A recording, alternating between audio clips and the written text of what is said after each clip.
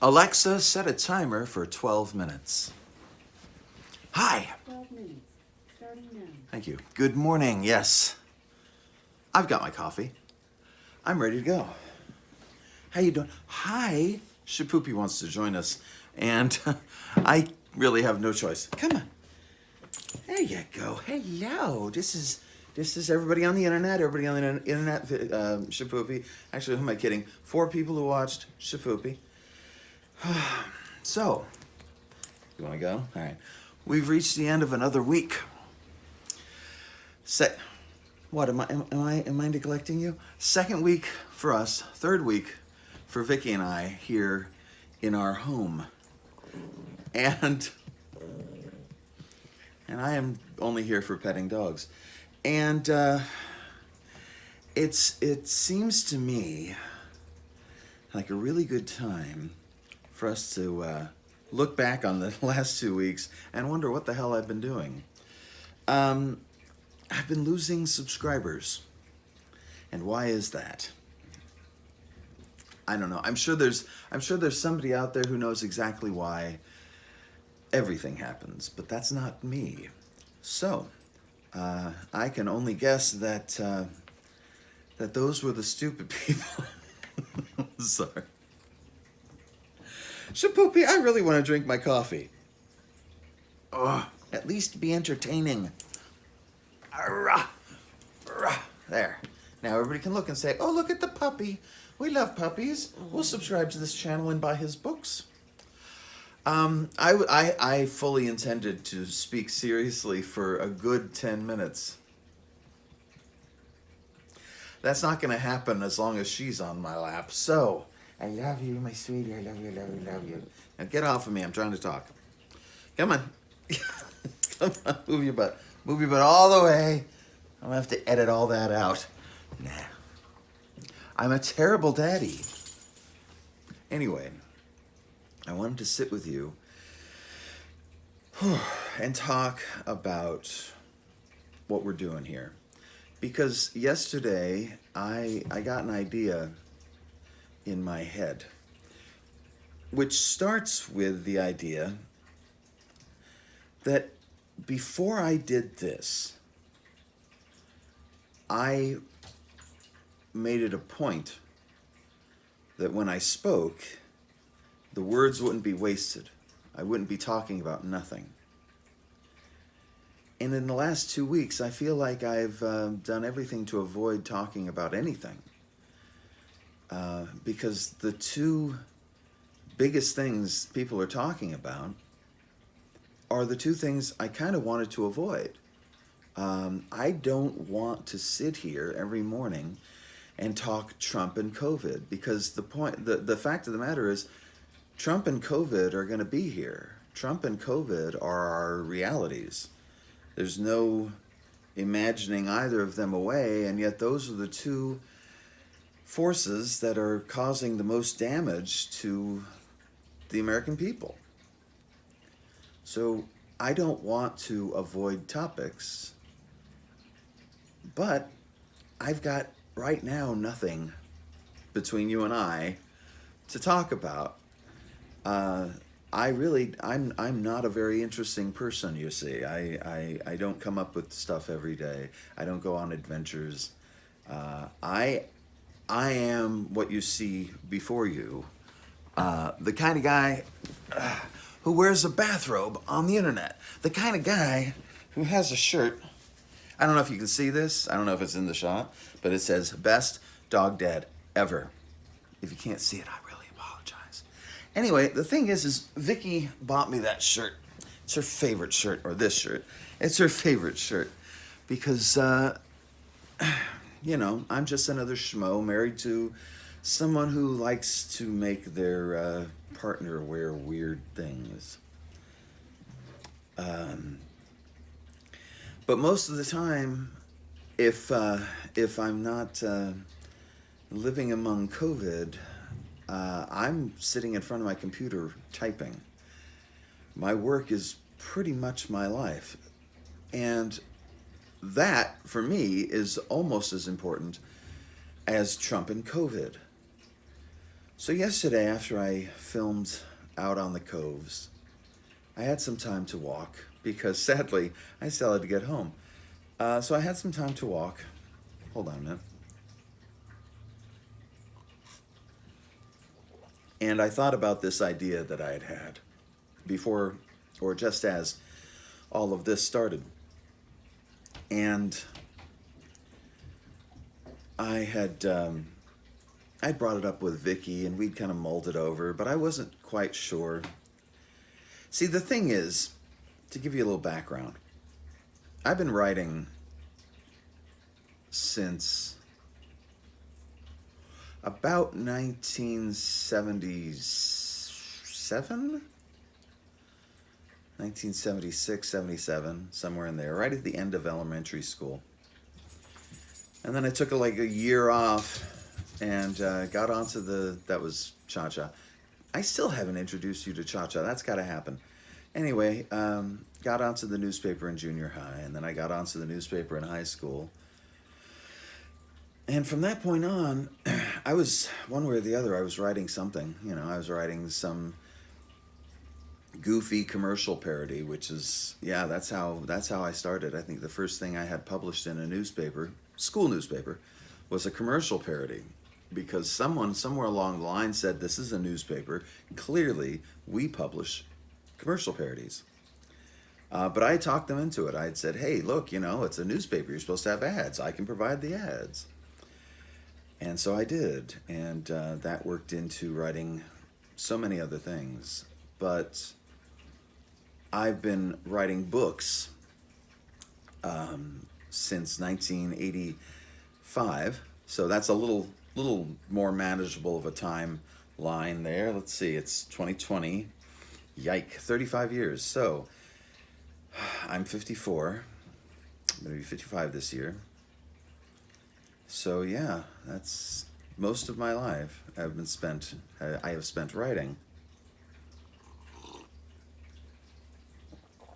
And I'm going to be perfectly honest with you, as I try to be in each of these, as uncomfortable as that may be.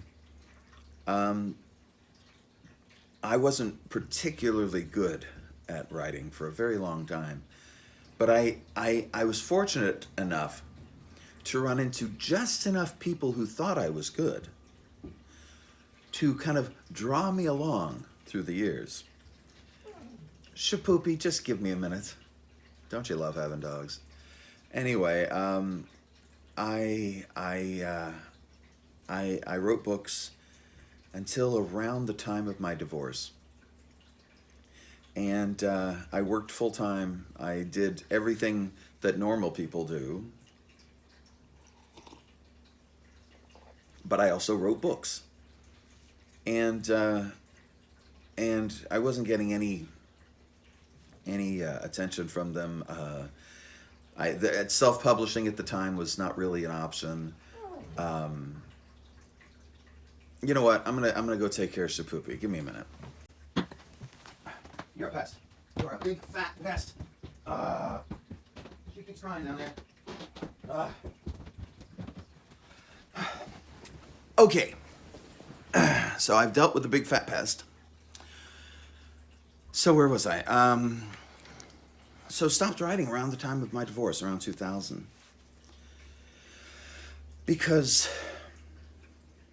everything was up for grabs at that time. I went back into acting. And acting took me into writing plays.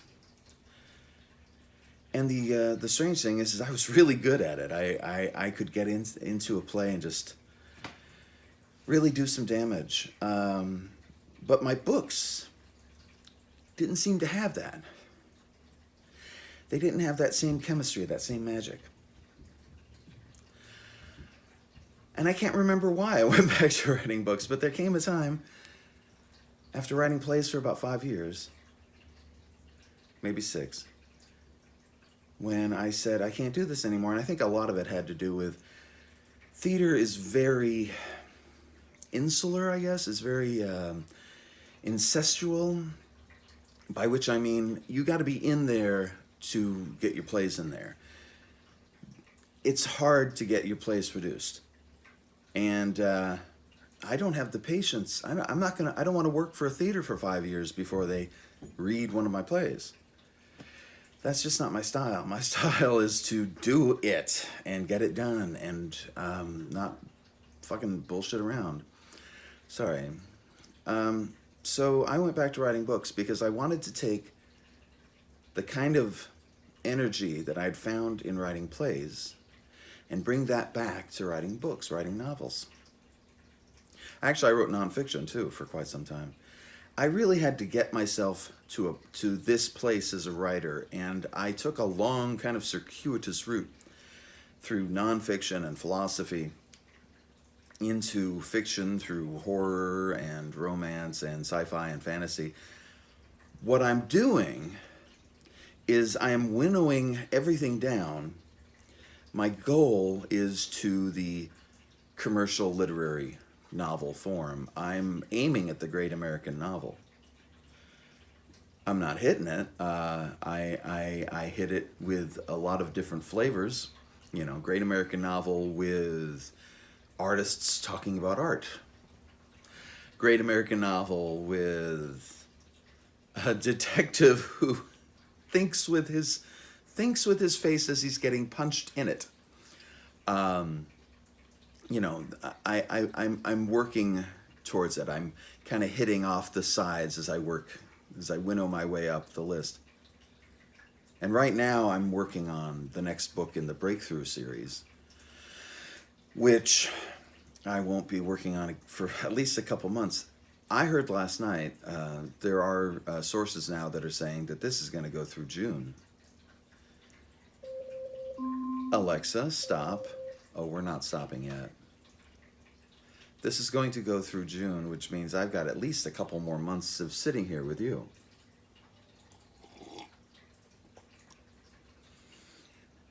And I won't get back to writing the next Breakthrough book until then. And I've got 4 books in the bank, just waiting to be released, just waiting to come out. One of them is with an editor right now, a book called Little Mike. That's with my editor. It's going to be coming out. Well, I'm going to get that back around September. I think it's going to come out around the end of the year. The Max Stedge radio serial, of course, is on permanent hiatus until everything is resolved. I'm not going to have someone come in and record here, you know, while this is going on. That's just insensitive. So,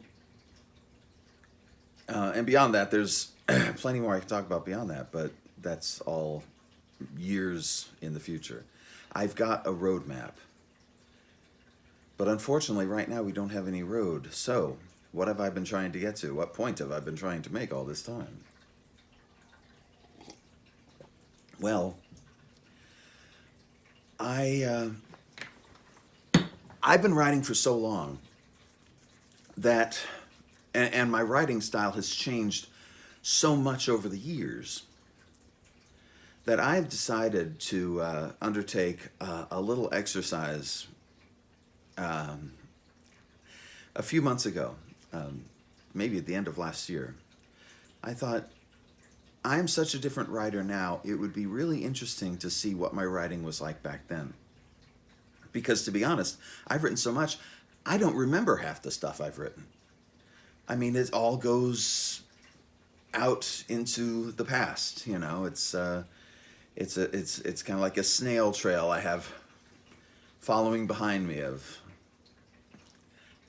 Anyway, I've got a lot of writing that is unknown even to me. And I thought it would be fun during this time of not writing to do a little bit of reading and sit down and try and figure out what he was trying to do, that Ken of the past, and maybe how I can learn from it, how I can become a better writer out of it, how I might be able to even salvage some of this work. And I say salvage because the first title that I want to read, I've decided I want to read to you. I would like to sit here with a book and read to you. But not just read to you, because this is going to be a book that I wrote and I don't remember anything about. It's a Ken LaSalle book that Ken LaSalle doesn't really know all that well. And I thought it'd be fun to read it, but also to provide some insight, some feedback, some critical assessment from the person I ended up becoming, the writer I ended up becoming. So that's going to be happening probably maybe as soon as 2 weeks from now, maybe as soon as next week. I don't know, because I have to have the book printed. And I don't know about you, but I don't like printing 300 pages at home. It just uses all of my paper. Also, yes, there's the fact that my printer is broke. And I don't want to use 300 pages on Vicky's printer because, well, so I'm having her take care of it at work. Don't tell anybody. Shh. Only you and I can know. I'm whispering as loud as I can. So at some point I'm going to get it printed and I'll sit down here with you. And I will tell you all about the background of it. You will know the ins and outs of probably how not to write a book, because my earlier work, I got to tell you, I am such a different writer now that I can't look at my earlier work in a favorable light. I'm always very critical. And I thought that might be fun. So that's what we'll be doing moving forward. But now we're at the end of another week. This is our third week in a hole known as our home. It's been a weird couple weeks, man. It's been strange watching the nation grow sicker and sicker. Watching nothing being done on a national level, nothing productive, nothing helpful being done on a national level. I've been incredibly proud of my state of California. We've been doing a pretty good job at flattening the curve. Newsom called statewide stay-at-home pretty early. I cannot believe that there are still states that have not done this. Like that there are still idiots. I said I wouldn't talk politics. See, this is what I'm talking about. It's really hard these days not to. You can't talk about COVID without talking politics. COVID is politics. COVID is a reflection of our politics. And that's why it's important to pay attention. Anytime. I'll stop. I get a little into it. Anyway, Vicky and I are going to use this weekend as an opportunity to get out and drive a little, I think. Today I'm going to go out and I'm going to walk. I want you to know I slept last night. A friend of mine on Facebook suggested I cut the 1 milligram tab of melatonin in half, which I did. And I'm still tired, but it's 8 o'clock-ish, so I didn't sleep super late today. So that's good. So hopefully my sleep problems may be behind me and I can start mellowing a little. I have my next therapy session today at noon. And I got to tell you, finding out that I am ego dystonic, finding out that the fact that I know that my hallucinations are real tells me a lot about who I am and clears up a lot of the confusion. I'm going to tell you a quick story. I know you got to go. I was heading out to the Grand Canyon about 18 years ago. And I was driving out to kill myself. And the whole way I was driving out, I had a notepad and I was taking copious notes about what I was going through, about what was going through my mind. Pages of notes. And when I met my wife, Vicky, after having not killed myself, she asked the obvious question, Why did you take notes? What were you going to do with these notes? If you were going to kill yourself, what's the point in having notes? This is why I love Vicky. She asks the important questions. Of course, I had no answer. I mean, how do you answer a question like that? How are you supposed to know why? At the time, I knew that I took notes. That's what I did. That's how I functioned. I wasn't thinking further than that. Now, find out I'm ego-dystonic. Find out that I am of two minds. And taking notes before committing suicide makes a kind of sense. There's a certain kind of logic there that maybe only I can understand. But as I said, it's this knowledge of being ego-dystonic paints my life with a different brush. It shows me nuances that I had not been aware of. And it also helps me understand where a lot of my pitfalls are, just as far as mentally. So things are getting better and things are getting worse. And I want to thank you for this opportunity to just unload on you. Because, it's just me and Vic, and to be honest, if I sat across from Vic and talked to her for 15, 20 minutes like this, well, she would have her phone in her hand, kind of like you do, but she wouldn't be watching me at all.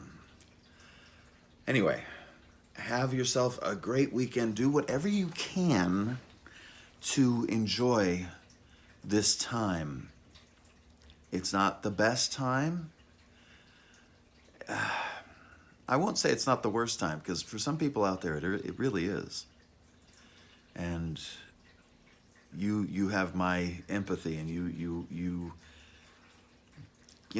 I feel for you, and I may be joining you. Any number of us may be joining you. The number of sick rises by day, the number of dead rises by day, and nobody knows who is on that list. So we just have to enjoy the time we have while we have it. So until next week, be good to yourself, be kind to others, and let's make this world a better place. And there you have it. You've just survived another Ken LaSalle video. For more information about new releases, projects in the works, or even stuff from the archives, head on down to kenlasalle.com. You can also find me on Facebook, Twitter, and all around social media, just as long as it's called Facebook or Twitter. Thanks for your support, as always.